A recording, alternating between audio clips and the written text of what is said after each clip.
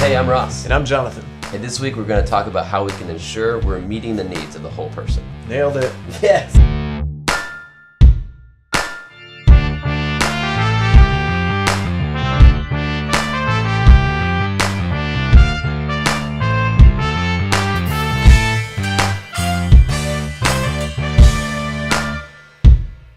So, last week we talked about kind of this idea of what are the general needs of people and what are the needs of people in our community and what are some ways we could plug in. This week we kind of want to hit the idea of what's like really important to consider in our use of our time and our skills. And there's, I think, at least two major things. First one is the idea of outputs versus outcomes.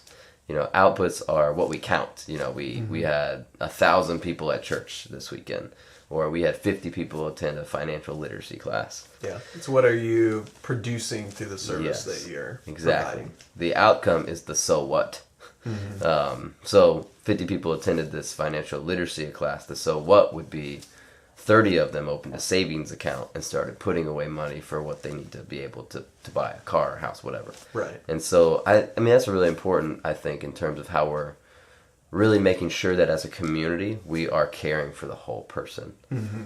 Because otherwise, if we just measure outputs, we're not really getting to the real change, the real impact in a person's life. Yeah, and I think a lot of that has to do with understanding what the needs actually are and, you know, sort of having the courage to ask the question, is the service that I'm providing actually meeting that need that that person has? Because otherwise you might think that you're doing this holistic care for a person, and really you're either not helping as much as you think that you are, or you might even be causing some harm. Right. Yeah, and so that plays right into the second one, which is collaboration. You know, this idea of working together, and that word means a lot of different things to people. But what we're meaning when we're talking about working together is we're moving away from disintegrated, kind of separate or duplicating services, so that people begin talking, you know, as community leaders in terms of what is it that we're doing, what are you doing, how can we work together to make it a better result for the person we're trying to serve, and trying to serve their whole needs. Right.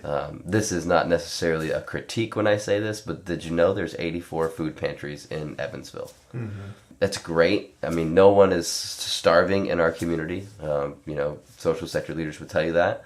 But the flip side is you can also end up just jumping around to food pantries instead of feeling like, okay, I'm going to do this for a little while and get my kind of feet underneath me so that I can continue to provide for my family. Rather than, we're kind of helping people stay, you know, kind of below this threshold. Yeah, and I think a part of that too is that no one organization can really take on the responsibility of caring for the whole person and meeting all of their needs, and being able to do that well.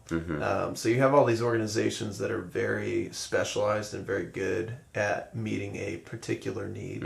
And so the importance of collaboration comes in this idea of, is the whole person being cared for? You know?